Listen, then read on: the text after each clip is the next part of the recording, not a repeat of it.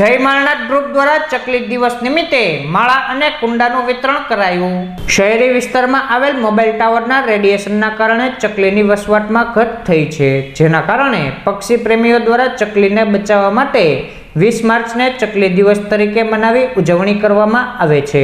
જેના અનુસંધાને જય માળનાથ ગ્રુપ દ્વારા ચકલીના રક્ષણ માટે માળા અને પાણીના કુંડાનું વિતરણ કરવામાં આવ્યું હતું।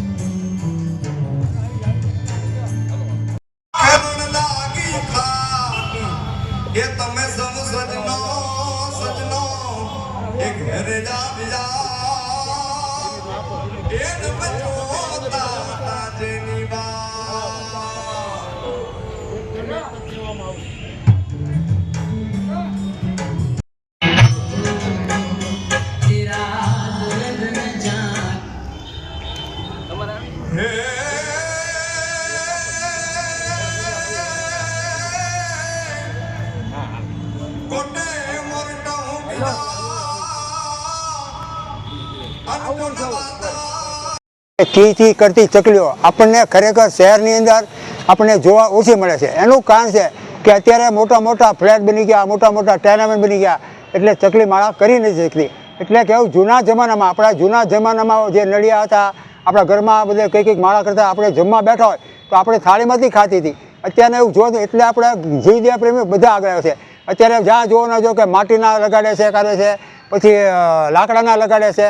આ બહુ સારું બધું ને પૂઠાના હું તો ના પાડું, પૂઠાનો કોઈનો મારો। આજે ગઈકાલે જે વાવાઝોડામાં કેટલા જગ્યાએ બધું વેર વિખેર થઈ ગયા પૂઠાના।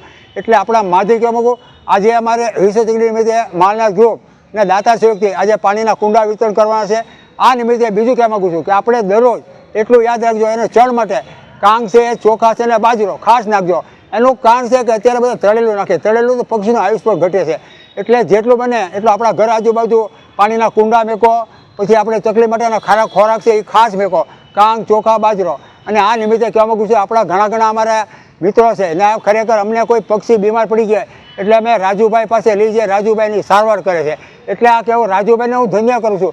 અત્યારે જે ઉત્તરાયણમાં જે કામ કર્યું છે રાજુભાઈ, એની ખરેખર એને ધન્યવાદ આપવા છે। એવા ઘણા અત્યારે બાળકો પણ આગળ આવ્યા છે।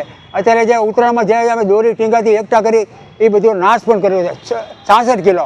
એટલે કહેવા માગું છું કે અત્યારે જેટલું બને એટલું મૂંગા પશુ પક્ષીની જેટલી સેવા થાય કરો, અને પશુ માટે આપણા ઘરની આજુબાજુ મોટા ટબ મેકો પાણી એ પીવા કરવે। જય માળનાથ મહાદેવ।